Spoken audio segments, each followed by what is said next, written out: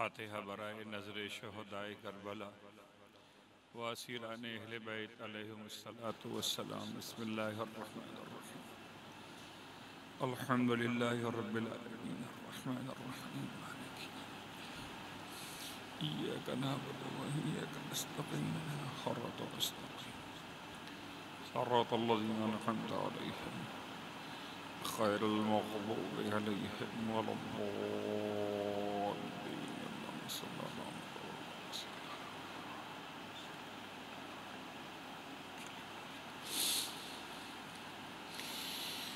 اعوذ باللہ من الشیطان اللعین الرجیم. بسم اللہ الرحمن الرحیم. الحمد للہ رب العالمین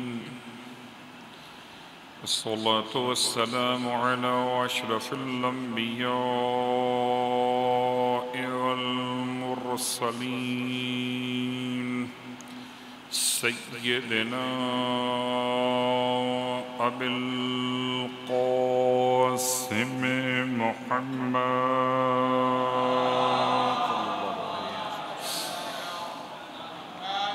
وعلى أهل بيته الطيبين الطاهرين واللعنة الدائمة على أعدائهم أجمعين. أما بعد فقد قال الله تبارك وتعالى في كلامه الحميد وفرقانه المجيد قوله الحق وهو أصدق القائلين. بسم الله الرحمن الرحيم. اهدنا الصراط المستقيم. صلوات پڑھیں محمد وعلى محمد.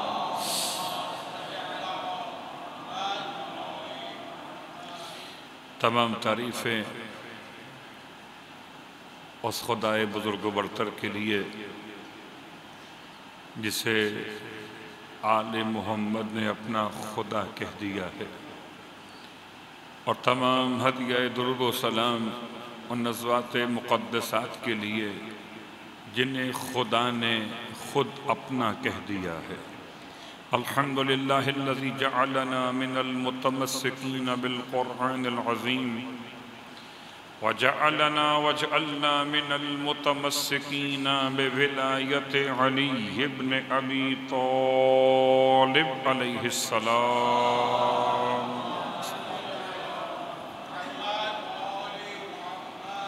عظم اللہ اجورنا و اجورکم بمصابنا ببنت الحسین علیہ السلام وجعلنا وإياكم إن شاء الله من الطالبين بصأرها مع وليها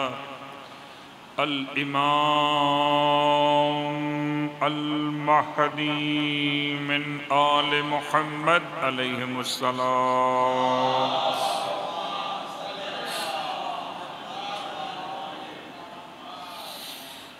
اما بعد فرش عزائے سرکار سید الشہداء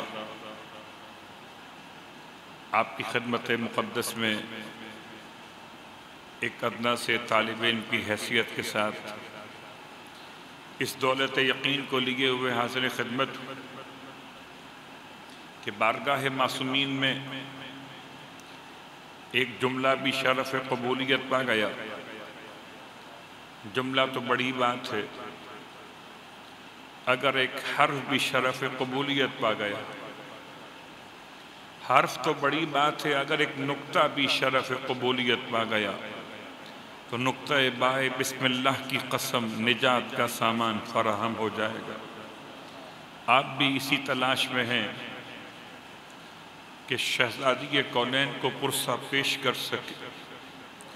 کبھی اس فرش عزا پر، کبھی اس فرش عزا پر، کبھی اس تاریخ میں، کبھی اس تاریخ میں، کبھی اس وقت میں اور کبھی اس وقت میں تلاش کر رہے ہیں کہ کہیں پرسے کی قبولیت کے لیے خدا کوئی بہانہ ہم کو عطا فرمائے اور شہزادی کونین کی دعائیں ہمارے شامل حال ہو سکیں.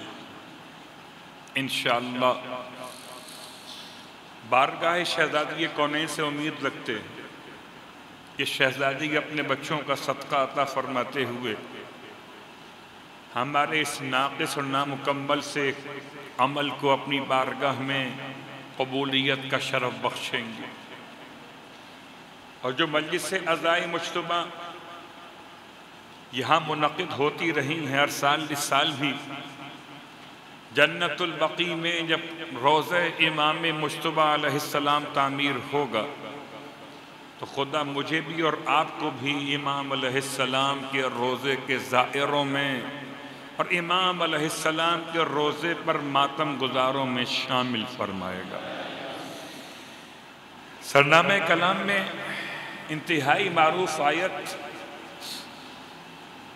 مسلسل چوتھا روز آج، آیت کا نشان سب کو معلوم ہے، آیت نمبر 6۔ سورہ کا نام بھی آپ کو یاد ہے، سورہ الحمد۔ آیت بھی زبانی یاد ہے، آیت کا ترجمہ بھی یاد ہے، لیکن نماز پڑھتے وقت بھول جاتے ہیں۔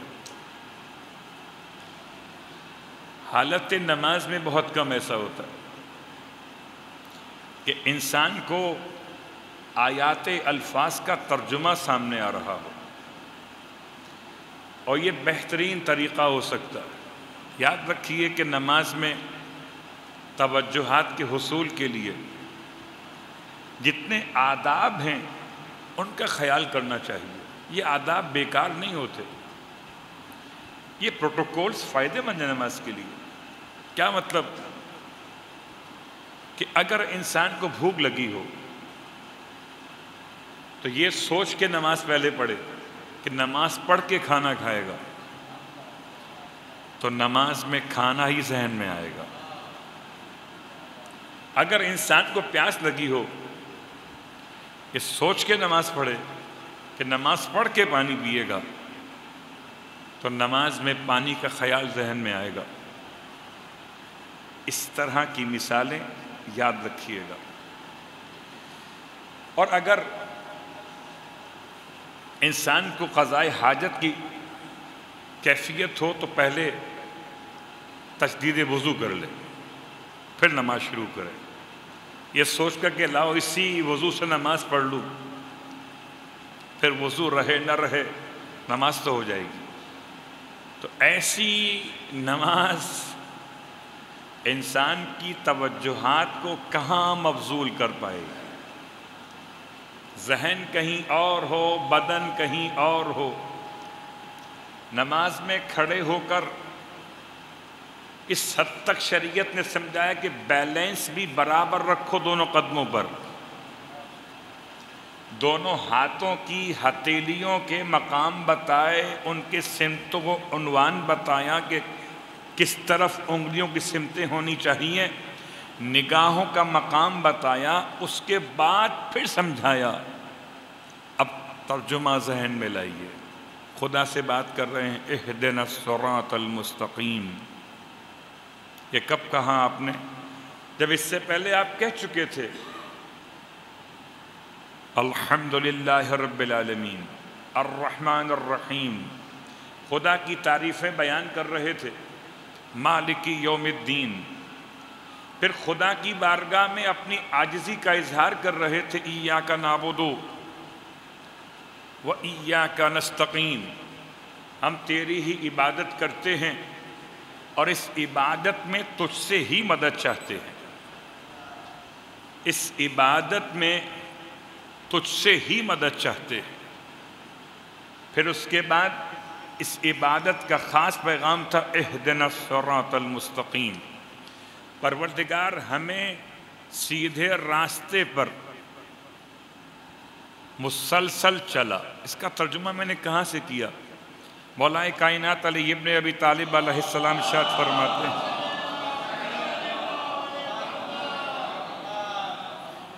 کہ یہ اہدنا الصراط المستقیم کا ترجمہ ادم لنا توفیقک الذی بہ اطعناک فی ماضی اعمارنا وکذالک نطیع فی ایام مستقبلنا، امام فرماتے ادم دائمی کر دے. جب آپ یہ جملہ نماز میں پڑھ رہے ہیں تو آپ کے اذہان عالیہ میں مولائے متقیان کا جملہ محفوظ ہونا چاہیے کہ آپ خدا سے کیا بات کر رہے ہیں. ادم لنا توفیقک، اے خدا دائمی کر دے، ہمیشہ ہمیشہ کے لیے کر دے اس اپنی توفیق کو کہ جس کے ذریعے سے ہم تیری اطاعت کرتے رہے اپنے گزرے ہوئے دنوں میں، اور اسی طریقے سے تیری اطاعت کرتے رہیں باقی آنے والے دنوں میں. یہ ہے ترجمہ ثبات قدم اہدنا الصراط المستقیم کا بنگاہ مولائے کائنات علی ابن ابی طالب علیہ السلام. اور ساری مثالیں ہو سکتی ہیں، یاد رکھیں ہر مثال بطور مثال تو ہو سکتی ہے مگر مکمل کبھی بھی نہیں ہوتی. یہ تشبیہات ہو سکتی ہے. جب کبھی آپ استعمال کر رہے ہوں انٹرنیٹ، اب انٹرنیٹ یا وائی فائی کے ذریعے استعمال کر رہے ہوں یا استعمال کر رہے ہوں ڈیٹا پیکج وغیرہ سم کے اعتبار سے، جیسے ہی مین سیٹلائٹ سے مین انٹرنیٹ کنیکشن سے آپ کا کنیکشن لوز ہوگا، آپ کا میسج نہ آگے جائے گا نہ کوئی میسج آپ تک آئے گا. آپ لاکھ کہیں کہ میں نے تو گھر میں ڈیوائس لگائی ہے، میں نے تو بڑا پیکج ڈیوائس کا کرایا ہوا ہے، آپ لاکھ کہیں میں نے تو سم کا ڈیٹا پورے پیسے دے کے خرید لیا، یہ 5GB ہے، یا یوں سمجھ لیں کہ ان تمام مسائل کو سامنے رکھتے ہوئے آپ کو مسلسل انٹرنیٹ سے کنیکشن چاہیے، تب تو آپ کا میسج آگے جائے گا اور کہیں سے آپ کے پاس آئے گا. اگر 1 ملی مائکرو سیکنڈ کے لیے بھی کنیکشن لوز ہوا تو وہ گھومتا رہے گا، آپ کا میسج آپ کے سامنے جائے گا نہیں. اب سمجھ میں آ رہا ہے؟ کلمہ پڑھ لینا اور ہے، وضو کر لینا اور ہے، مصلی پہ آ جانا اور ہے، اور کنیکشن کا برقرار رہنا اور ہے. اہدنا الصراط المستقیم. اللہم صلی علی محمد وعلی محمد. اس کی بہت ساری مثالیں ہو سکتی تھیں، میں نے آپ کی خدمت میں اشارہ مکمل کیا. جیسے ہی کنیکشن لوز ہوا ادم لنا توفیق، امام فرماتے ہیں جب یہ پڑھو جملہ تو ہدایت میں ثبات قدم خدا سے مانگو، ہدایت دائمی مانگو. ربنا حب لنا من لدنک رحمہ، پروردگار اپنی بارگاہ سے ہمیں رحمت عطا فرما دے. ربنا لا تزغ قلوبنا بعد اذ ہدیتنا، اے خدا ہدایت دینے کے بعد ہمارے دلوں کو زنگ آلودہ مت کرنا. اور جب کبھی دل پہ زنگ لگ جائے تو زنگ کو ہٹانے کے لیے استعمال کرتے ہیں ریگمال، اس سے زنگ صاف ہو جاتا ہے. تو دلوں کا ریگمال کیا ہے؟ دلوں کے ریگمال کا نام ہے ذکر آل محمد. اللہم صلی علی محمد. آسان کر لیتا ہوں میں. اللہم صلی علی محمد. ہر سفر پہ جانے سے پہلے ہمارے اساتذہ فرماتے تھے جب کبھی گھر سے باہر نکلو، گھر میں اندر آنے کے آداب الگ ہیں، گھر سے باہر جانے کے آداب الگ ہیں. گھر سے باہر نکلو تو ایک جملہ السلام علیکہ یا ابا عبداللہ ضرور پڑھ لیا کرو. پوری زیارت وارثہ کا وقت تمہیں کہاں ملے گا؟ ایسا نہ ہو کہ پوری زیارت وارثہ پڑھنے کے چکر میں ایک سلام بھی چھوڑ دو. تو یہ ایک سلام تو کم از کم کر سکتے ہو۔ میں نے پوچھا اپنے استاد سے اس کا فائدہ کیا ہوگا؟ کیا موت نہیں آئے گی؟ مسکرائے، موت تو آئے گی مگر شہادت کی آئے گی۔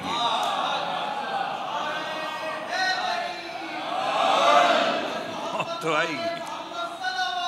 اللہم صلی علی محمد وعلی۔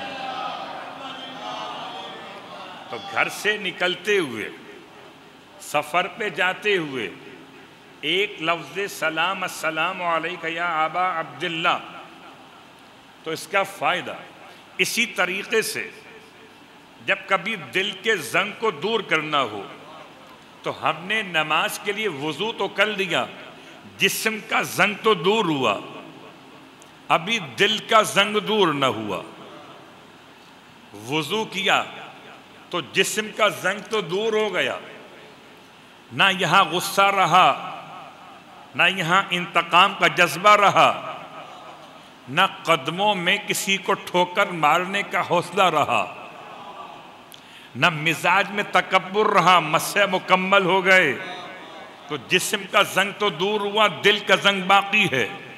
میں نے اذان و اقامت کے بعد کہا السلام علیکہ یا ابا عبداللہ، دل کا زنگ دور ہوا، دل دین سے قریب ہوا۔ اب پڑھیے الحمدللہ رب العالمین، اب کہیے اہدنا الصراط المستقیم۔ تو اسی اعتبار سے انسان اگر امام حسن مجتبیٰ علیہ السلام کی سیرت پہ غور کرے تو امام نے ہدایت کے مسئلے کو کتنا شائستہ اور آسان بنایا، قدم قدم پر رہنمائی ہے۔ کبھی سوال تفسیر قرآن ہے تو جواب دینے والا مفسر قرآن ہے، کبھی سوال علم کائنات ہے تو جواب دینے والا معلم کائنات ہے، کبھی سوال لوح محفوظ ہے تو جواب دینے والا قاری لوح محفوظ ہے، کبھی سوال علم غیب ہے تو جواب دینے والا صاحب علم غیب ہے۔ اللہ اکبر۔ کبھی سوال کرنے والا دستے سوال مال کے لیے پھیلا رہا ہے تو عطا کرنے والا اپنے خزانوں کے منہ کھول رہا ہے۔ ایسا سوال کوئی ایسا سوال نہ ملے گا کہ جو امام کی بارگاہ سے کیا گیا ہو اور جواب نہ ملا ہو۔ کبھی الفاظ سے وَكَانَ بَيْنَ ذَلِكَ قِوَامًا، کہ یہ تو بتائیں مولا کہ پروردگار عالم نے یہ درمیانی راستہ کیا سمجھایا؟ فرمایا اس کی پہچان بڑی آسان ہے، عَلَى الْمُقْتِرْ قَدْرُهُ وَعَلَى الْمُوسِعِ قَدْرُهُ۔ امام فرماتے ہیں اس آیت کو سمجھنے کے لیے اس آیت کا سہارا لیجئے کہ اگر مشکلات ہوں تو اس کے لحاظ سے اور آسانیاں ہوں تو اس کے لحاظ سے، دونوں کا موضوع الگ الگ ہے۔ یہ ہے میانہ روی۔ ایسا نہیں ہو سکتا کہ اچھے حالات اور برے حالات میں دونوں برابر ہو جائیں اور آسان کر لیتے ہیں۔ اس کو سمجھایا پریکٹیکل کر کے امام جعفر صادق علیہ السلام۔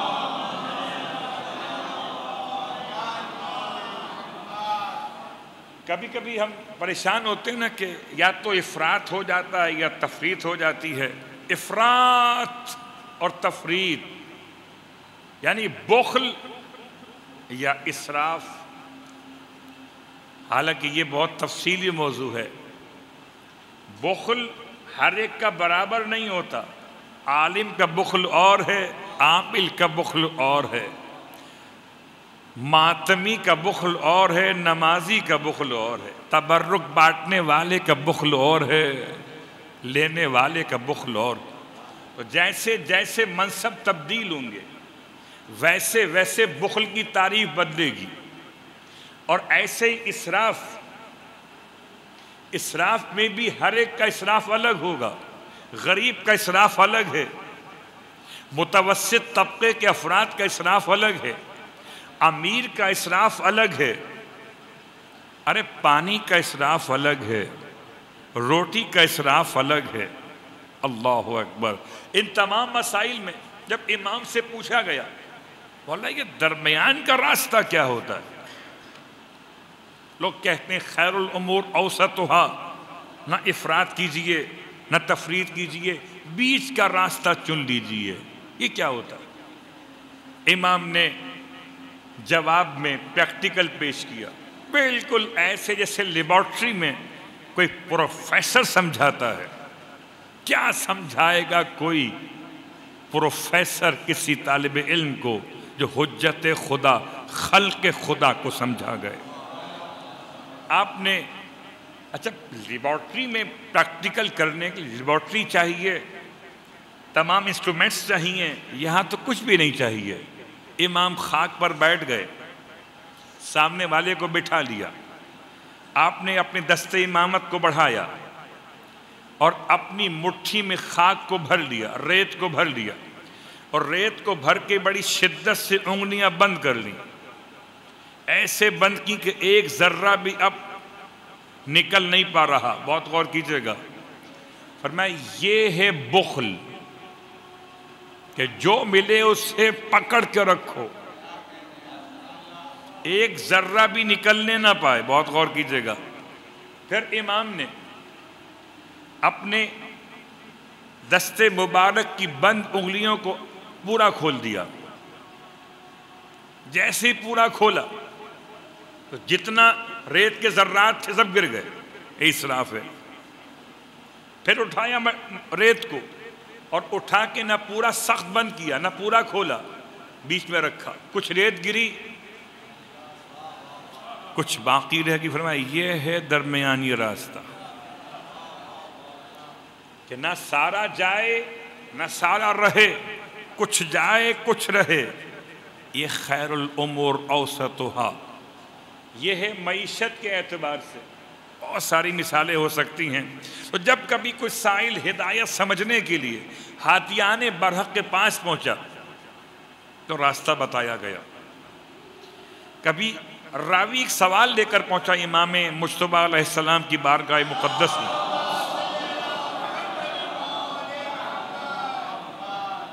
اب سوال کیا ہے؟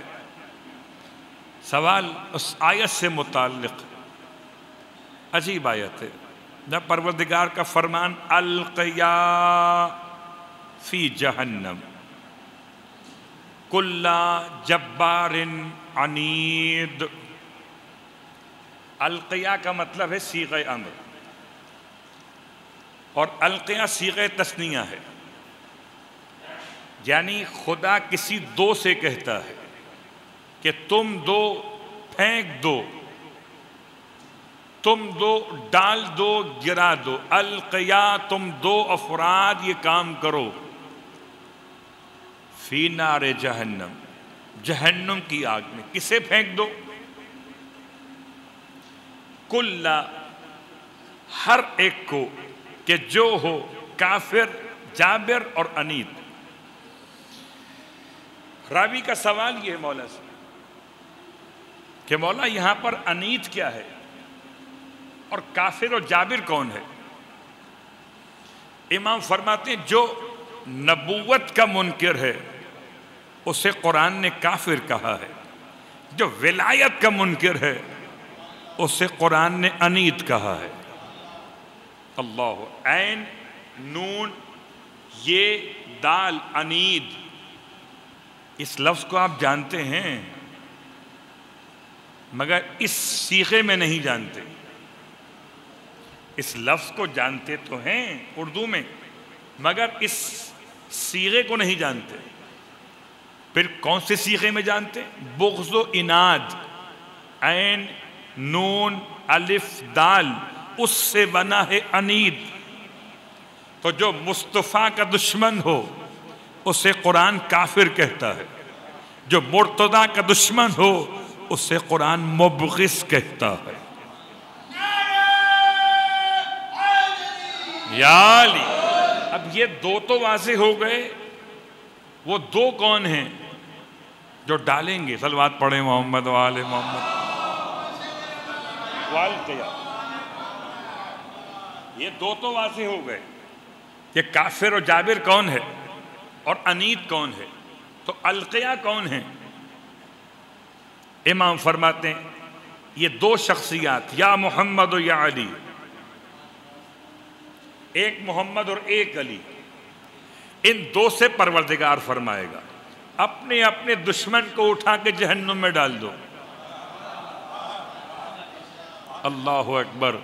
کل کی بات سے آج کی بات مل رہی ہے، قرآن عقل کے ساتھ پڑھیں گے تو دو یہ سمجھ میں بھی آئیں گے، دو وہ سمجھ میں بھی آئیں گے، اور عقل کے بغیر پڑھیں گے تو نہ دو یہ سمجھ میں آئیں گے نہ دو وہ سمجھ میں آئیں گے۔ کوئی دو سمجھ میں آتے ہی نہیں، چاہے مرد ہوں یا عورتیں ہوں۔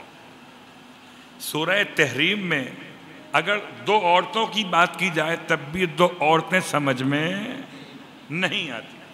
کیوں کہ اس کو نہ سنو گے جو محمد کی زبانی، رہ جائے گا قرآن فقط ایک کہانی۔ وہ چاہتے یہی ہیں کہ قرآن مثل کہانی کے پڑھا جائے، بس یہ مت بتاؤ کس کے بارے میں نازل ہوا، یہ مت بتاؤ شان نزول کیا ہے، بس پڑھائے جاؤ یہاں تک کہ یہ فلسفہ اتنا پرانا ہے کہ جو شیطنت رکھتا تھا، نکرہ رکھتا تھا، حاکم شام، اس نے بلایا ابن عباس کو، اور بلانے کے بعد کہا ابن عباس ہم نے سنا تم فضائل علی بیان کرتے ہو۔ ابن عباس نے جواب میں دیا، جواب میں کہتے ہیں کہ نہیں بالکل غلط ہے، میں فضائل علی بیان نہیں کرتا، میں تو قرآن کی تفسیر بیان کرتا ہوں،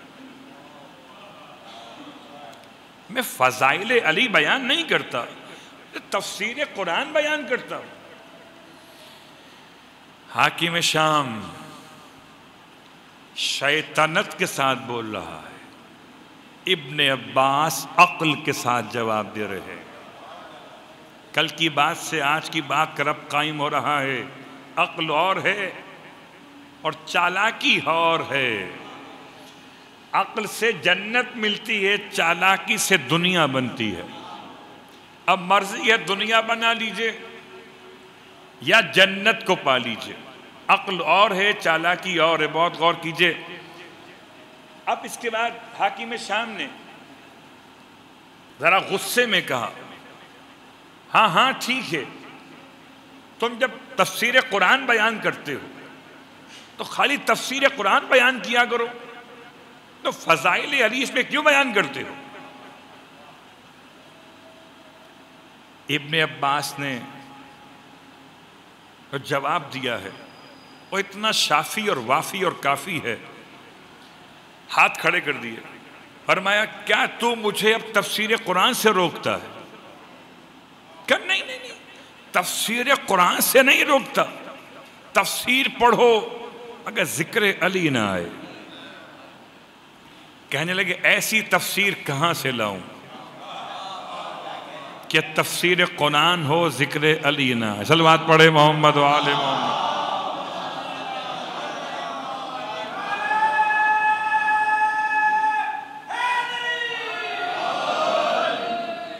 عزیزان گرامی قدر، ہمارے اور آپ کے رہنماؤں نے، ہادیان برحق نے ہر ایک مسئلے پر ہدایت کی بات کو واضح کیا۔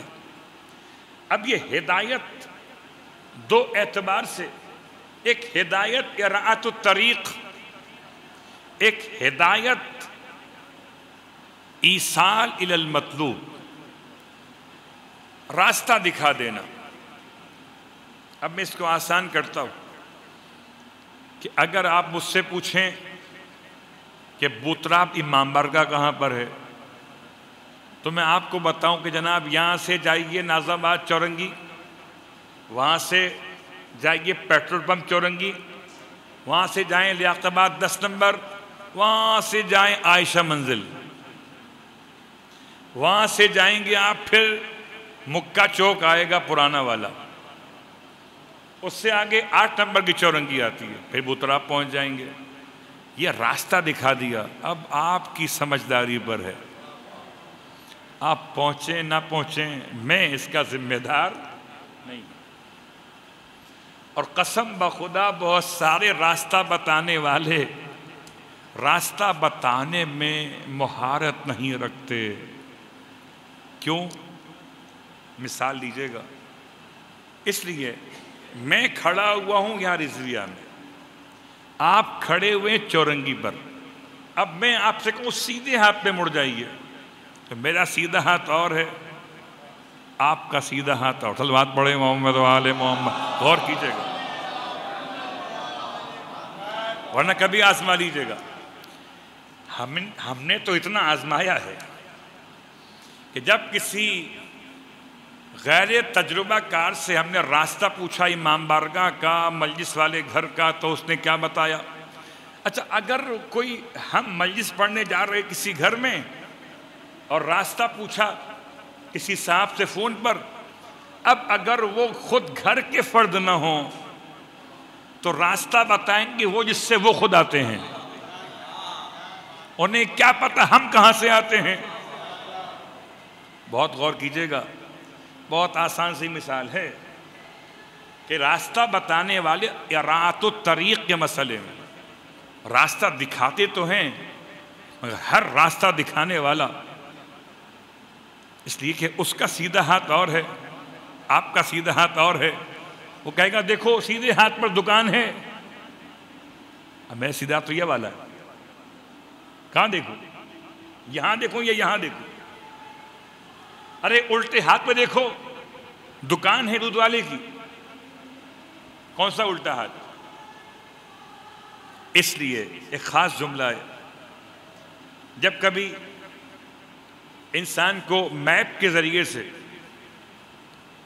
کہیں پہنچنا ہوتا ہے. میں مثال دیتا ہوں آپ کو مینا کی. مینا میں سب سے مشکل کام ہے راستہ بتانا، سب سے مشکل کام ہے. آپ کو آپ کے کیمپ کا راستہ بتانا مشکل، لیکن قسم بخدا شیطان کا راستہ بتانا آسان ہے. مینا میں، پورے مینا میں جس سے پوچھو شیطان کہاں ہے سب بتا دیں گے. پوچھو ہمارا کیمپ کہاں ہے، کوئی نہیں بتائے گا. تو گورنمنٹ آف سعودی عرب نے جو لگائے ہیں میپس مینا کے اندر، اس میں ایک خاص کام یہ کیا کہ بالکل سرکل بنایا اور وہاں لکھا انتا ہنا. آپ یہاں کھڑے ہوئے، اب آپ یہاں سے جہاں جانا چاہتے ہیں، نقشہ بتا رہا ہے کہاں جانا چاہتے ہیں، اب روڈ کا نام لکھا ہوا ہے. پہلے یہ تو پتا ہو کہ آنے والا کھڑا کہاں پر ہے. بہت غور کیجیے گا. یہ مسئلہ بتانے کے، راستہ بتانے کے لحاظ سے سب سے پہلے یہ معلوم ہونا چاہیے کہ جو پوچھ رہا ہے ایڈریس خود کہاں کھڑا ہے. میں کہاں کھڑا ہوں اس پر بحث نہیں ہے، جو مجھ تک آنا چاہتا ہے وہ کہاں کھڑا ہے.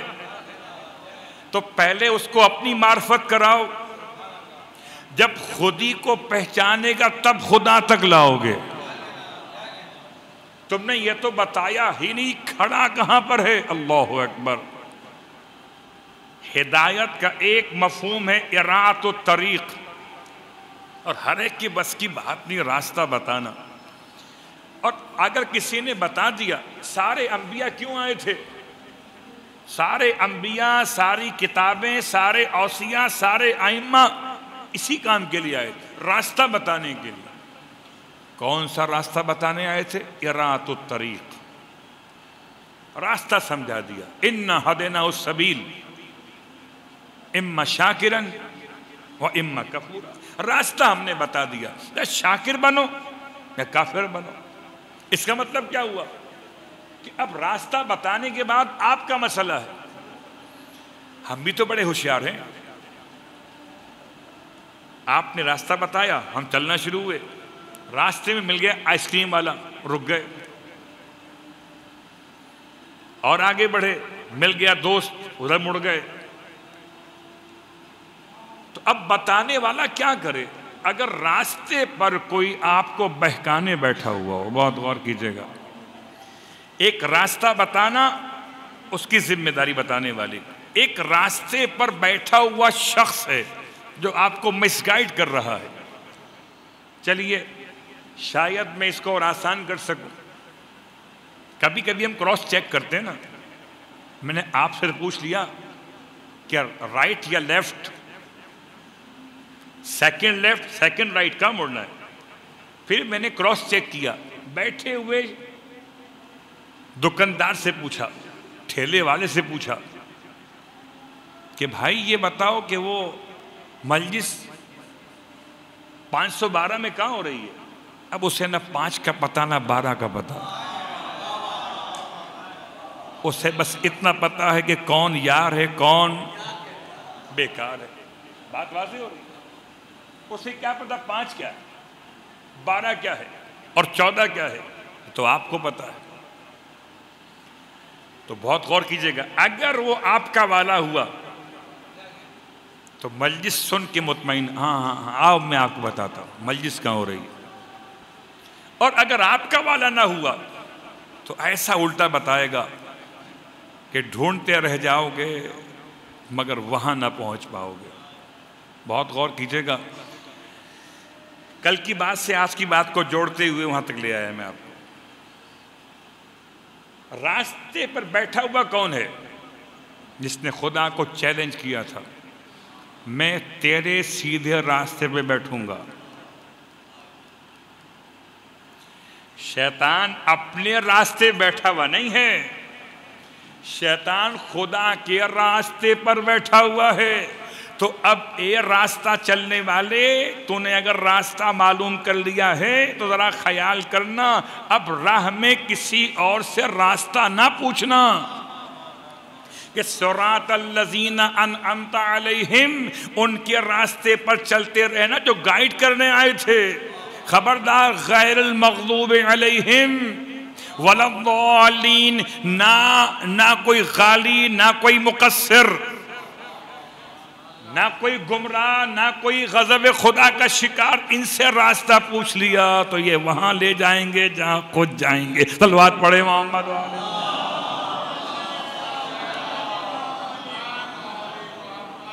بات واضح ہو گئی. صراط الذین انعمت علیہم. اور یہ راستہ بتاتے بتاتے کل ہم وہاں پر پہنچے تھے کہ جہاں نماز کے دوران آنے والے شکوک کا علاج بشکل دعا بیان کیا. اور چونکہ بڑی مشکلات ہیں, ان مشکلات میں ایک مشکل قرض کی ادائیگی کی مشکلات ہیں. بہت غور کیجئے گا, اگر انسان کبھی قرض لے لے, بڑے سنہرے خواب دکھاتے قرض دینے والے, اور ایک دفعہ قرض لے لیجئے تو پھر گلے میں آ جاتے. ایسا ہی شخص ہے جو پہنچا خدمت امام جعفر صادق علیہ السلام.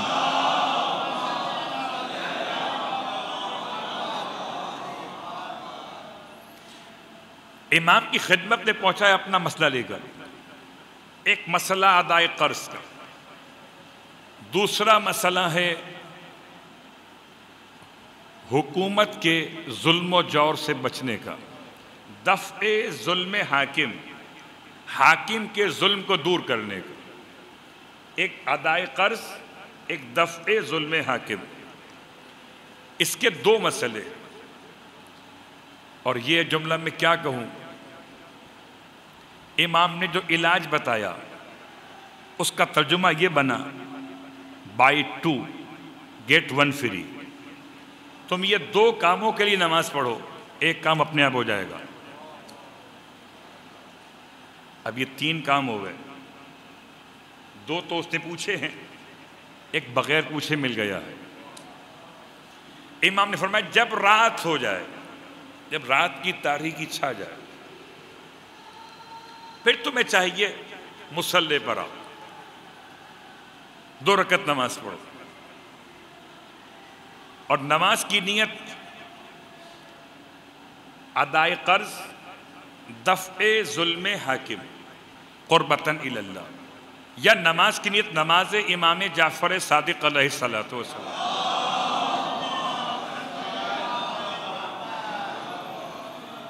ایسے کبھی آج جب دعائے کمیل پڑھتے ہیں تو کمیل کا نام نکالتے ہیں وہاں سے؟ نہیں نکالتے. تو امام کی دی ہوئی نماز ہے، امام کے نام سے پڑھ سکتے. پڑھنی کیسے؟ رکعت اول میں الحمد کے بعد پڑھیے آیت الکرسی. جب آیت الکرسی جب پڑھی جاتی ہے تو یہ آیت ہے، سورہ نہیں ہے، تو بسم اللہ کے بغیر ہو. اور اگر آیت الکرسی میں معصوم کی روایت میں تاکید نہ آئی ہو کہ پڑھو ہم فیہا خالدون تک، تو اس سے مراد ہے علی العظیم تک پڑھنا. خلاصہ یہ بنا کہ آپ کہاں تک پڑھیں گے؟ علی العظیم تک. اب یہ الحمد کے بعد آیت الکرسی ایک مرتبہ، اس کے بعد رکوع، سجود، رکعت اول مکمل. رکعت دوم میں الحمد کے بعد سورہ الحشر کی آخری 4 آیات.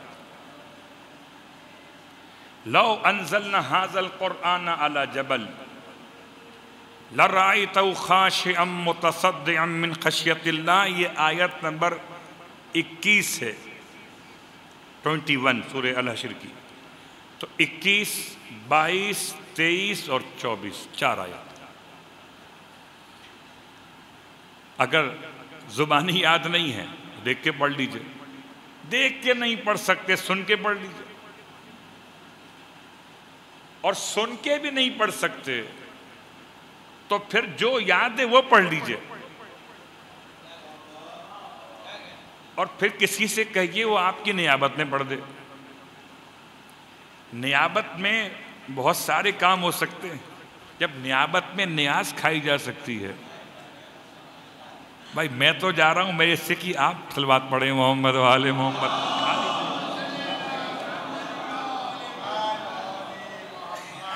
ہوتا ہے کہ نہیں ہوتا؟ ہوتا ہے. تو یہ اظہار محبت کی بات تھی کہ یہ اگر آپ نہ پڑھ سکیں یہ 4 آیتیں تو سن کے پڑھ لیں، دیکھ کے پڑھ لیں، ورنہ کسی سے پڑھوا لیں. لیکن ہے یہ حصہ نماز کا امام کے فرمان کے مطابق. یہ 2 رکعت نماز تمام ہو گئی.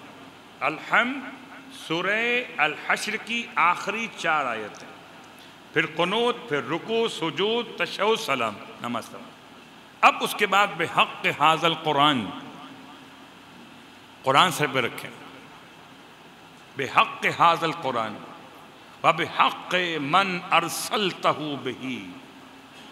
اس قرآن کے حق کا واسطہ اور اس کا حق کا واسطہ کہ جس کے ذریعے تو نے قرآن کو بھیجا.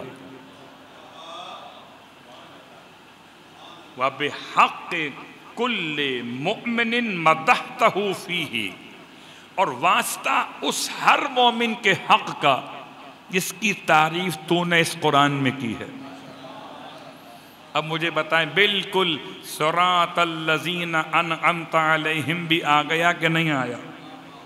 پورے قرآن میں جس جس کی تعریف کی ہے، پچھلوں میں، اگلوں میں، مردوں میں، عورتوں میں، ان سب کے حق کا واسطہ. بحق کل مومن مدحتہ فیہ وبحقک علیہم. اور جو تیرا حق ان پر ہے اس حق کا واسطہ. فلا احد اعرف بحقک منک. اور بھلا کون زیادہ بہتر جان سکتا ہے کہ تیرا حق ان پر کیا ہے. بکا یا اللہ 10 مرتبہ. میں نے اس لیے اس کو اتنی دقت سے بیان کیا کہ ہم شب قدر میں تو اس عمل کو انجام دیتے ہیں مگر نماز کے بغیر. وہاں یہ نماز ہی پڑھی جاتی ہے. اور تھوڑا سا الفاظ دعا میں بھی کچھ فرق آپ کو محسوس ہوگا. بحق ھذا القرآن شروع ہو رہے. اس کا میں ایڈریس آپ کو گائیڈ کروں گا. اگر ایسے یاد نہ ہو پایا ہو ترجمے کے بعد بھی تو آپ دیکھ کے پڑھ لیجیے. بیکا یا اللہ، تجھ کو تیرا ہی واسطہ ہے اللہ 10 مرتبہ.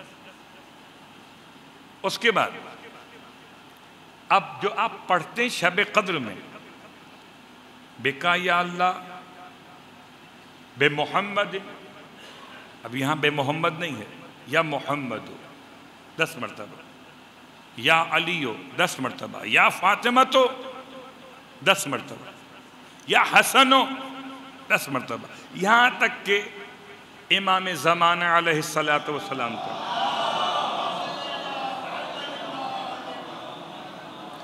اب فارسی کتابوں کے لحاظ سے اس پہ لکھا ہے بالحجت، اردو کتاب میں لکھا ہے یا ایھا الحجہ، کوئی حرج نہیں، یہ پڑھ لیجئے وہ پڑھ لیجئے، بات تو برابر ہے، امام زمان تو آخر ایک ہی ہیں، اب بے سے پڑھیں یا سے پڑھیں۔ خدا کا بڑا احسان ہے، ہم نہ ووٹوں والے امام کو مانتے ہیں نہ نوٹوں والے کو مانتے ہیں۔ جو ووٹوں سے آئے ووٹوں کا محتاج ہے، نوٹوں سے آئے، اور جو لوٹوں سے آئے۔ اب میں آگے چوتھا جملہ نہ پڑھوں، صلوات پڑھے محمد، ایک اور طریقہ بھی آنے کا، اس لیے کہ ڈر لگتا ہے FIR سے نا۔ خیر، بات سے بات آگے نکل رہی ہے، تو ہمیں خدا نے ایسے امام عطا کیے کہ اب بالحجہ کہیں تب بھی وہی مراد ہے۔ کیا کمال ہے! اور اگر ہو سکے بالحجت ابن الحسن،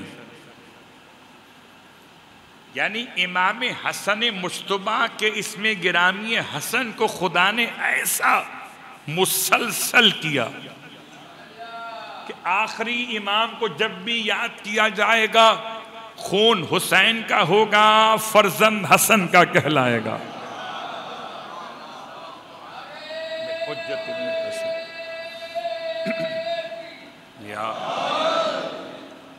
تو جب 14 نام مکمل ہوں گے نہ 15 نام اللہ کا نام ملاتے ہو، تو 14 تو معصومین ہیں، ایک ذات پروردگار خالق معصومین ہے، وہاں سے شروع کیا اور 14ویں معصوم تک 15ویں نام تک آ گئے، اور جیسے ہی 12ویں امام کا نام لیا۔ اچھا ایک جملہ بھی یہاں بیان کر دوں، اور میں جان بوجھ کے اپنے خطبہ جمعہ میں بیان نہیں کرتا، مجھ سے لوگوں نے بہت پوچھا، میں انوائٹ کرتا ہوں۔ کیا پوچھا؟ پوچھا یہ کہ جو مسجد میں بیٹھے ہوئے لوگ جب خطبہ دوم میں ائمہ معصومین 14 معصومین کے نام لیے جاتے ہیں تو کوئی کھڑا ہوتا ہے 3 کے بعد، کوئی 4 کے بعد، کوئی 7 کے بعد، کوئی 9 کے بعد۔ یہ حسب معرفت ہے، یہ حسب معرفت ہے، یہ حسب وسعت صحت و عافیت ہے کہ میں کتنا کھڑا ہو سکتا ہوں۔ لوگ کہتے ہیں مولانا ایک یونیفارم تو ہو جائے، آپ سب کو ایک طرح کر دیجئے کہ یہ آپ پہلے پہ کھڑے ہو جائیں، یہ کھڑے 14ویں پر ہوں، یہ کچھ پہلے پہ کھڑے ہو جاتے ہیں، کچھ کھڑے 14ویں پر ہوتے ہیں۔ اب میں کیا کروں، کیسے اکٹھا کروں؟ میں تو یہ سوچتا ہوں کہ اگر ہم کھڑے ہوں امام زمان کے نام پر تو امام زمان کھڑے ہوں گے اپنے آبا و اجداد کے نام پر، تو کیوں نہ امام کے آبا و اجداد کے نام کے احترام میں بھی قیام کر لیا جائے۔ لیکن چونکہ واجبات میں نہیں ہے اس لیے اس کو ڈسکس نہیں کرتے۔ بات واضح ہو گئی؟ تو یہ جب نام مکمل ہو گئے، اب یہ نام جب آپ لیں گے 14ویں معصوم کا نام، 12ویں امام کا نام، 15واں نام یہاں پر، تو آپ کھڑے ہو جائیں گے۔ اور اس کے بعد قرآن سر پر ہے، زبان پر بھی قرآن ہے، یہ بند قرآن ہے، یہ کھلا قرآن ہے۔ قرآن رکھیں کیسے؟ کھول کر اس کی کتابت کو سر پہ مس کریں، اگر آپ اس قابل ہیں کہ مس کر سکتے ہیں آیات کو اپنے ہاتھوں سے، اپنے بدن سے، تو سر پہ قرآن ہے، زبان پہ قرآن ہے۔ فرق یہ ہے کہ وہاں لکھا ہوا قرآن ہے یا بولتا ہوا قرآن ہے۔ اس نے یہ عمل کیا اور معصومین کے نام لے کے پھر خدا سے اپنا مشکل کا ختم کرنے کا سوال کیا۔ راوی کہتا ہے کہ یہ عمل کر کے وہ امام کی خدمت میں آیا مسکراتا ہوا. میں کہوں آج کے دور میں مٹھائی پھول پھل لاتا ہوا کہ مولا آپ نے کیا بہترین تحفہ دیا مجھے. کیا ہوا کہ قرضہ بھی ادا ہوا, حاکم کا ظلم بھی دور ہوا, اور گھر میں مال بھی بھر گیا. بائی 2 get 1 free, یاد ہے؟ صلوات پڑھے محمد و آل محمد.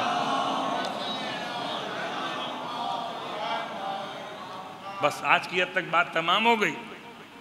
تو یہ سب کا سب صدقہ آل محمد کا, ہر پریشانی کا حل, ہر مشکل کا حل. اللہ اکبر. زبان پر یہ نام کیا ہے؟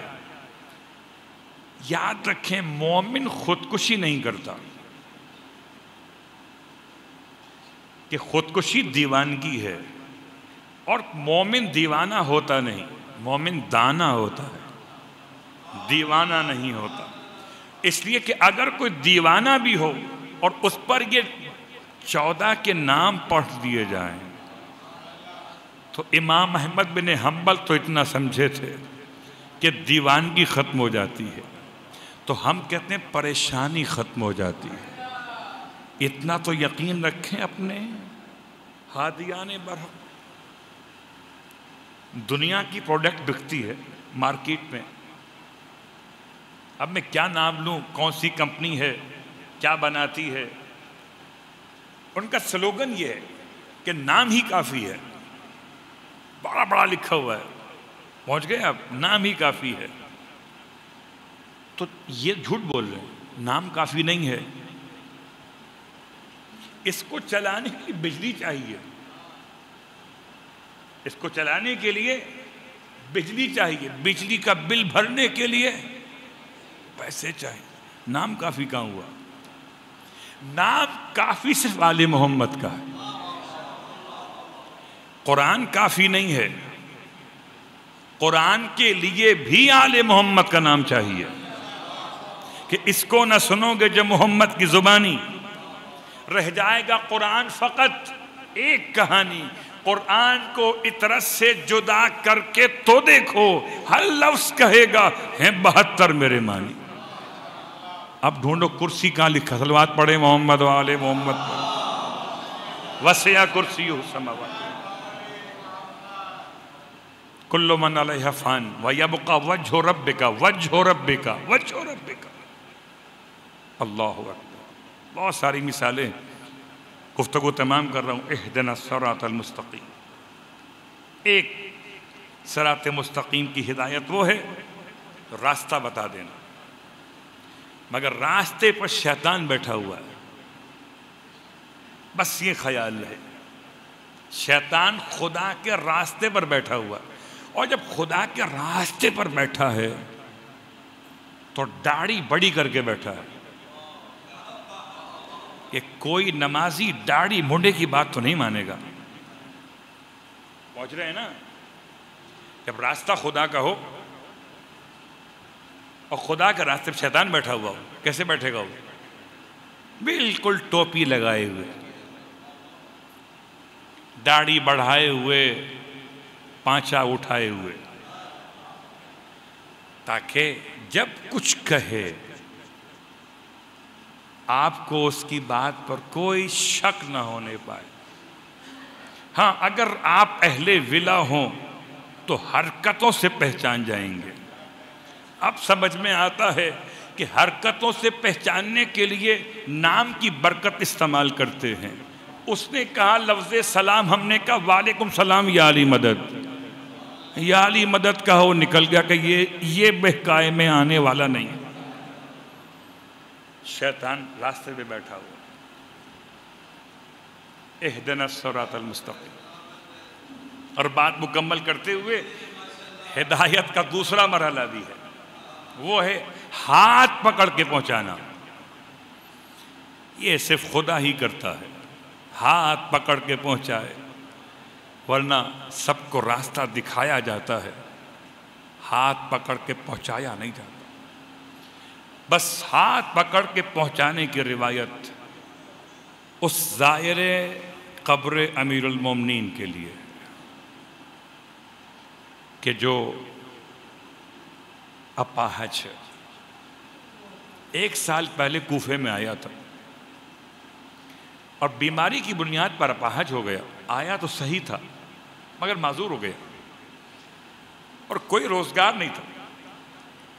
1 سال تک اس کی خبر گیری ایک شخص کرتا رہا اور 1 سال کے بعد اچانک سے اس شخص نے آنا بند کر دیا اور ایسا بند کیا کہ 3 دن گزر گئے. 3 دن نہ اس کو کسی نے کھانا دیا نہ اس کو کسی نے پانی پلایا. جب تیسرا دن تھا تو فریاد کر رہا تھا. اس کی فریاد کو سن کر جنت کے جوانوں کے سردار باوجود یتیمی کے، دونوں کا گریبان چاک ہے، آستین پلٹی ہوئی ہے، سر مقدس پر امامہ نہیں ہے کہ باپ کے جنازے کو دفن کر کے آ رہے. ایسے میں گھر جانے کے بجائے، اس کو ایوائڈ کرنے کے بجائے اس کے پاس آ گئے. اس کو کرہتے ہوئے سنا، اس کو فریاد کرتے ہوئے سنا تو اتنا قریب آئے، اتنا قریب آئے، اتنا قریب آئے جیسے کوئی ماں بچے کے قریب آتی ہے. امام حسن مجتبیٰ خاک پر بیٹھ گئے. امام حسن مجتبیٰ نے اس کے سر کو اپنی گود میں رکھ لیا اور گود میں اس کا سر رکھنے کے بعد اس کے سر پر بالوں پہ اپنے دست شفقت کی انگلیوں کو پھیرنا شروع کیا. جیسے اس نے اتنی شفقت محسوس کی، اتنی الفت و انسیت محسوس کی، پتہ نہیں اسے کیا یاد آیا، اس نے اپنے سر کو امام کی گود سے اتار دیا. جیسے کوئی بچہ ماں سے ناراض ہو جائے. بچے ماں سے ناراض ہوتے معصومیت میں، اصل میں نہیں. اصل میں ہو تو جہنم ہے. معصومیت میں کھانا دیر سے کیوں دیا، بچہ روٹھ گیا. اللہ اکبر. امام نے شفقت فرمائی، کیا بات ہے؟ کہتا جائیے میں آپ سے نہیں بولتا. امام نے فرمایا شاید تمہیں کوئی اشتباہ ہو گیا ہے. جب لفظ اشتباہ سنا تو پھر چونک گیا. کہتا ہے مجھے معاف کیجئے، 1 سال پہلے کوفے آیا تھا، معذور ہو گیا، لیکن اس معذوری میں کبھی محروم نہیں ہوا. کوئی ایک شخصیت میرے پاس آ کے بیٹھتی تھی، جیسے آپ نے میرا سر اپنی گود میں رکھا، ایسے وہ میرے سر کو اپنی گود میں رکھتے تھے.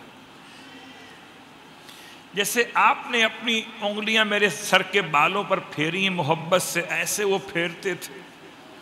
مجھے اپنے ہاتھ سے روٹی کھلاتے تھے. جب میں روٹی کھا لیتا تھا میرا منہ صاف کر دیا کرتے تھے. مجھے اپنے ہاتھ سے پانی پلاتے تھے. 3 دن گزر گئے، میرا محسن نہیں آیا.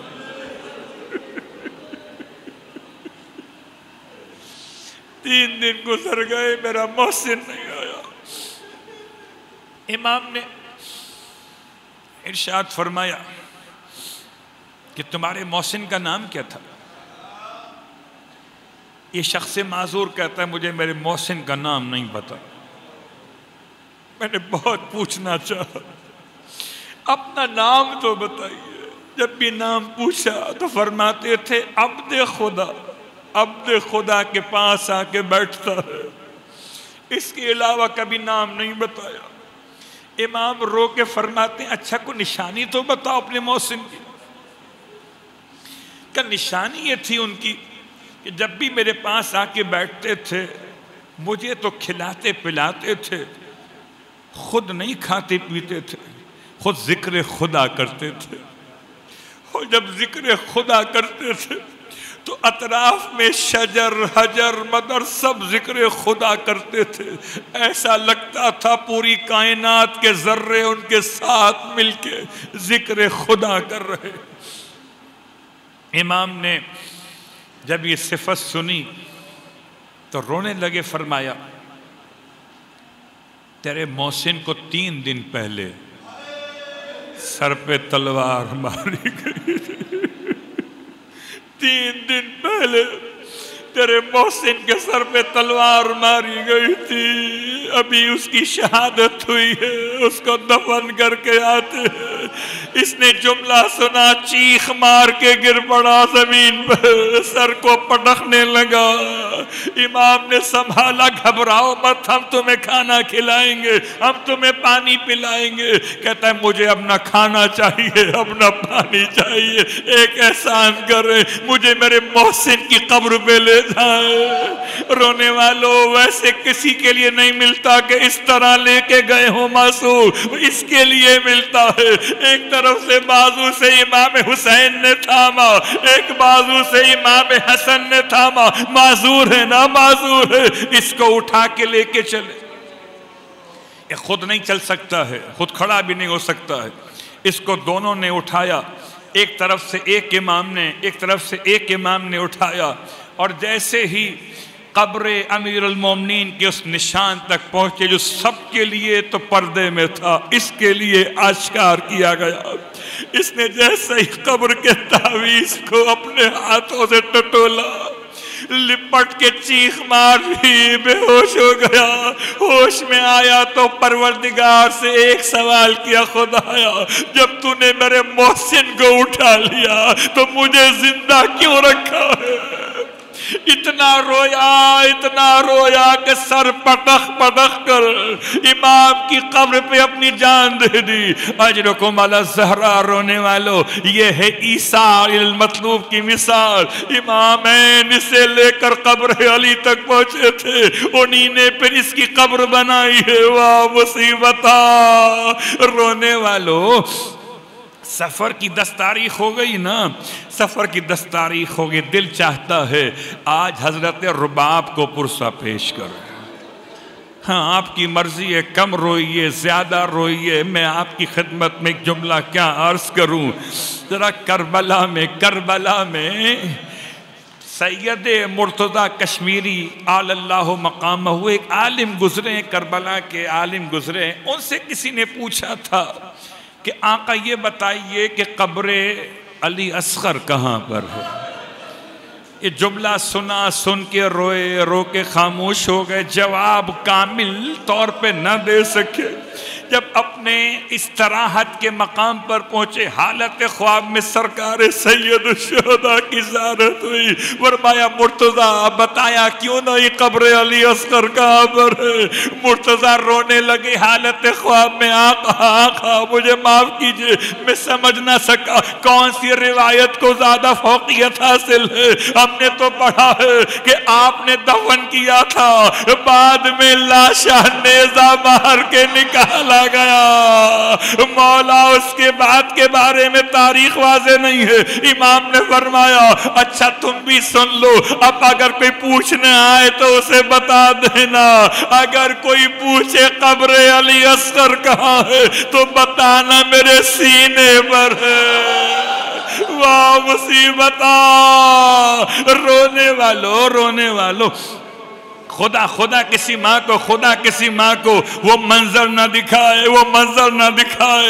رونے والوں اپنے تو اپنے ہیں، پرائے تو پرائے۔ کیا کیفیت ہے کہ جبکہ شام کے بازار میں ایک یہودی عالم اپنے بیٹے کے ساتھ بیت المقدس سے پلٹ کے واپس آیا ہے، اور جب اس نے دیکھا کہ شام کے لوگ عید منا رہے ہیں، حیران ہوا کہ سفر میں کون سی عید مسلمانوں کی ہوتی ہے، آ کر پوچھا کہ کیسی عید منا بناتے ہو؟ تو کہنے لگے کہ ایک باغی نے بغاوت کی تھی یزید کے خلاف، اس کا سر کاٹ کے لائے ہیں، اس کے گھر والوں کو قیدی بنا کے لائے ہیں۔ یہ کہتا ہے میں نے سوچا دیکھوں یہ باغی ہوتے کیسے ہیں، راستے میں کھڑا ہو گیا، جب سر لائے گئے تو ایک سر سے قرآن کی تلاوت کی آواز آ رہی تھی۔ یہودی عالم تھا، اس نے قرآن کے بارے میں معلومات لے رکھی تھی، اس نے سپاہی سے کہا یہ تو قرآن پڑھ رہا ہے، کب باغی بھی قرآن پڑھتے ہیں، بس یہ جملہ سننا تھا۔ دوسرے سپاہی نے اسے مار کے کہا خبردار آگے مت کہنا ورنہ تجھے مار دیں گے۔ ابھی بحث ہو رہی تھی، اس کے چھوٹے بیٹے نے باپ کا ہاتھ پکڑ کے کھینچا، بابا ان کی بحث میں نہ پڑ، یہ تو دیکھ یہ 6 مہینے کے بچے کا سر بھی نو کے سنا پر۔ رونے والوں بڑا بڑوں کو دیکھتا ہے، بچہ بچوں کو دیکھ کے مانوس ہوتا ہے۔ عجیب منظر تھا، ارے دودھ مادر کے نشان تھے، بچہ اتنا کم سن تھا کہ رضاعت کا زمانہ تھا، جب سلطن سے جدا کیا گیا۔ اجرکم علی الزہراء۔ رونے والوں حضرت رباب کا عجیب انداز ہے، عجیب انداز ہے۔ بچے کا چھدا ہوا گلا دیکھا تھا تو کیا فرمایا تھا، بنیا مثلوں کا تنہر، بیٹا کیا تجھ جیسے کم سے نہر بھی کیے جاتے ہیں؟ نہر چھوٹوں کو نہیں کیا جاتا، نہر تو بڑے حیوانات کا طریقے ذبح ہے۔ ماں کا کلیجہ پھٹ گیا۔ رونے والوں اصغر کی ماں، ہائے عزادارو کیا کیفیت ہے۔ جناب رباب کے لیے تاریخ کا جملہ ملا ہے، تاریخ کا جملہ ملا ہے۔ جناب رباب جب چلی تھی مدینے سے تو پورا گھر آباد تھا، آپ کا سہاگ سلامت تھا، مولا آپ کے سر پہ تھے وارث کی طرح، آپ کی گود میں ننھا علی اصغر تھا چمکتے ہوئے چاند کی طرح۔ 4 سال کی بچی تھی، ماں کا دل بہلانے کے لیے باتیں کرتی تھی، لیکن رباب کیسی اجڑی ہیں، واہ مصیبتہ۔ رونے والوں قیامت کا جملہ وہ ہے نا کہ جہاں پر حضرت رباب کے لیے سب سے مشکل وقت کیا تھا، کربلا سے زیادہ مشکل وقت وہ تھا جب زندان شام سے رہائی ملی ہے۔ زندان شام سے کاش رباب کو رہائی نہ ملتی تو کم از کم بیٹی کے ساتھ تو مار جاتی۔ جیسے ہی رہائی کا پروانہ آیا، ارے کو سب عزاداروں نے، سب اہل بیت نے ایک ہی ماتم کیا ہے۔ ہر بی بی قبر سکینہ سے لپٹی ہوئی ہے، لیکن ہر بی بی نے اپنے اپنے انداز سے کیا۔ ماں تو پھر ماں ہے، لپٹ گئی سکینہ، اٹھو قافلہ وطن جا رہا ہے۔ بڑا پوچھا کرتی تھی اماں وطن کب جائیں گے۔ ہائے رونے والوں کربلا میں بے شیر کو چھوڑ کے تو آئیں جناب رباب ہیں، مگر ایک اطمینان تو ہے، کربلا میں اصغر اکیلے نہیں ہیں، باپ ساتھ میں ہیں، بھیا علی اکبر ساتھ میں ہیں، ان کے چچا عباس ساتھ میں ہیں۔ ہائے سکینہ تو بالکل اکیلی ہے، کوئی ساتھ میں نہیں، بس ماتم گزارو۔ رباب شام کے زندان سے جب کربلا قافلہ 40 کرنے پہنچا ہے تو جناب رباب کا حال کیا تھا؟ جناب رباب کا حال یہ ہے کہ ہائے 3 دن کے بعد سارا قافلہ کربلا سے رخصت ہو رہا تھا، ایسے میں ایک بی بی ہے جو قبر حسین سے اٹھنے پہ تیار نہیں ہے۔ بی بی زینب نے شانہ ہلایا کہ اٹھیے بھابی قافلہ تیار ہے، تو رو کے فرماتی تھی شہزادی آپ مدینے جائیے، میں مدینے جا کر اب کیا کروں گی، میرا مدینے میں کون رہ گیا، ارے آپ جائیے۔ بڑی مشکل سے جناب زینب نے سہارا دیا، قافلے میں واپس مدینے پہنچی ہیں۔ بس آخری جملہ، ہائے سکینہ کی ماں، ہائے اصغر کی ماں۔ رونے والوں ماں کو زیادہ پرسہ دو گے نا، ہائے سکینہ کی ماں۔ رونے والوں مدینے میں سخت ترین گرمی پڑ رہی تھی اور جناب ام رباب دھوپ میں بیٹھی ہیں. جب بھی دھوپ کا وقت ہو نہ ہو مگر ہمیشہ باہر بیٹھتی تھی. اتنا دھوپ میں بیٹھی کہ جناب زینب گھبرا گئی کہیں ایسا نہ ہو میرے بھائی کی نشانی کو نقصان پہنچ جائے. امام سجاد کو بلایا, بیٹا سید سجاد اپنی ماں کو سائے میں لے آؤ, اب تو سال گزر گیا. امام سجاد قریب آئے, ماں کو سلام فرمایا, سلام کے بعد فرماتے اماں سائے میں چلیے. جناب رباب نے جملہ سنا, سن کے فرمایا بیٹا اتنا بتا دیجئے امام بن کر فرماتے ہیں یا بیٹا بن کر؟ امام نے کلیجہ تھام کے فرمایا اماں آج امام بن کے کہتا ہوں سائے میں آئی ہے. آج رخ کیا کربلا کا, ایک امام سے وعدہ کیا تھا رباب جب تک زندہ رہے گی ارے دھوپ میں بیٹھے گی دوسرا امام فرما رہا ہے اماں سائے میں آ جائیے. خدایا تو عزت رکھ لینا, خدایا رباب کی عزت تیرے ہاتھوں میں, نہ وہاں مخالفت ہو نہ یہاں مخالفت ہو. خدا نے بڑی عزت رکھی. جناب رباب کھڑی ہوئی, ایک قدم امام سجاد کے ساتھ قدم سے قدم ملاتے ہوئے سائے میں رکھا. ابھی ایک قدم دھوپ میں تھا, اچانک سے زمین پہ گری, آواز دی واہ حسینہ واہ محمد واہ مسلم.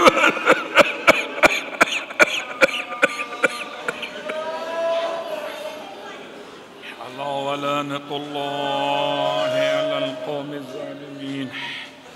سیعلم الذین ظلموا ای منقلب ینقلبون. بار اللہ واسطہ محمد و آل محمد کا ہماری اس عبادت کو اپنی بارگاہ میں قبول و مقبول فرما. بار اللہ واسطہ محمد و آل محمد کا پروردگار تمام مانگنے والوں کی مرادیں پوری فرما. بار اللہ واسطہ محمد و آل محمد کا میرے مالک امام سید سجاد کا واسطہ, جناب رباب کے مصائب کی شدت کا واسطہ. دونوں بچے باب الحوائج ہیں. 4 سال کی بیٹی بھی باب الحوائج ہے, 6 مہینے کا بیٹا بھی باب الحوائج ہے. پروردگار ان دونوں بچوں کا واسطہ تمام تر مشکلات و پریشانیاں دور فرما. امام زمانہ علیہ السلام کے ظہور میں تعجیل فرما اور ہم سب کو امام علیہ السلام کے ادنا ترین خدمت گزاروں میں شامل فرما. سورہ فاتحہ کی التماس ہے اپنے مرحومین کے لیے, تمام ارواح مومنین مومنات کے لیے, خاص طور سے مرحومہ شگفتہ اعجاز بنت اعجاز حسین رضوی, سید اعجاز حسین رضوی ابن سید ناصر حسین رضوی, سید امیر فاطمہ, سید فدا حسنین جعفری, سید عشرت حسنین جعفری, فہمیدہ سلطان اور شوکت حسین, ان کے لیے تمام کے لیے الفاتحہ. بسم اللہ الرحمن الرحیم الحمدللہ رب العالمین الرحمن الرحیم مالک یوم الدین ایاک نستعین صراط الذین انعمت علیہم غیر المغضوب علیہم ولا الضالین. ماتم حسین